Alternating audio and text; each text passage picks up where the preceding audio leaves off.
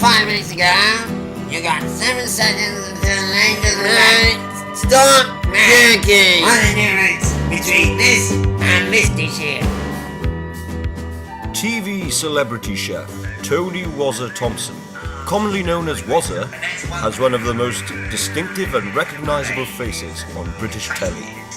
Born and bred on a chicken farm in East Anglia, Tony's poor academic capabilities ensured that he was limited to forge a career as a farmer, construction worker or rugby player.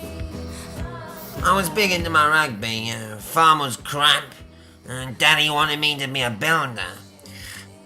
But my rugby dreams were put on hold when my face was drop-kicked when I was 16. When the plastic surgery failed, the kids were all calling me squidgy and flat face. What was I supposed to do? Stick it back together with putty and masking tape? With his rugby career on hold, Tony travelled for a while and then eventually moved to London, away from the bullies, to follow in his father's footsteps as a builder.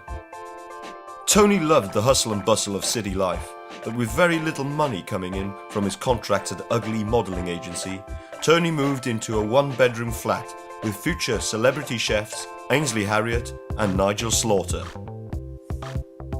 Tony arrived on the scene, he was mad! He stole all of my ingredients. I was ready to move out. Tony had some really weird habits, like nicking your recipes and saying they were his. He wasn't even a chef. He was on a construction course. Despite this, I didn't dispute it. I let him carry on, but he wasn't very good, I gotta say.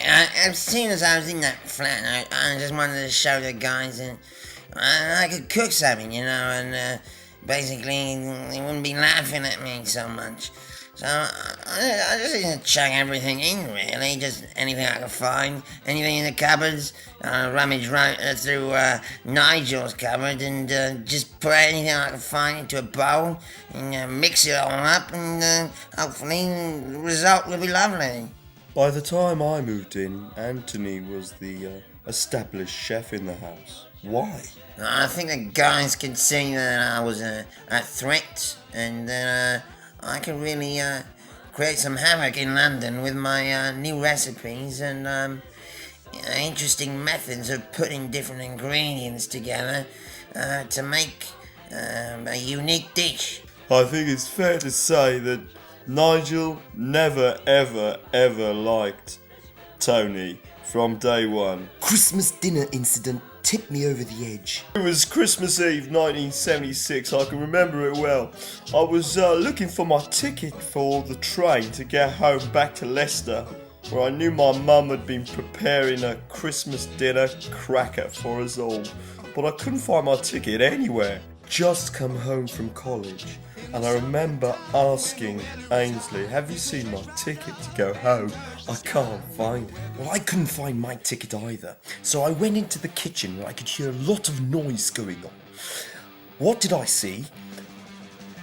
Tony, with a lot of the Asian community from the local India, were putting together what can only be described as the biggest mess of food I'd ever seen. All of my ingredients were spilled all over the table. I was furious. I was fuming. I went into the kitchen and I threw him out of the window. It turns out that Tony had been preparing this awful mess of food for us. I just wanted everybody to sit down and have a Christmas dinner together in a flat and get to know each other a bit better. I've always been a firm believer. You don't have to have all these silly courses. You can just have one course made up of loads of different meals. Just chuck it all into one big bowl and eat it all at once. Despite his good intentions and despite all the hard work, Christmas 1976 was awful. I forgave him in the end, but I was angry.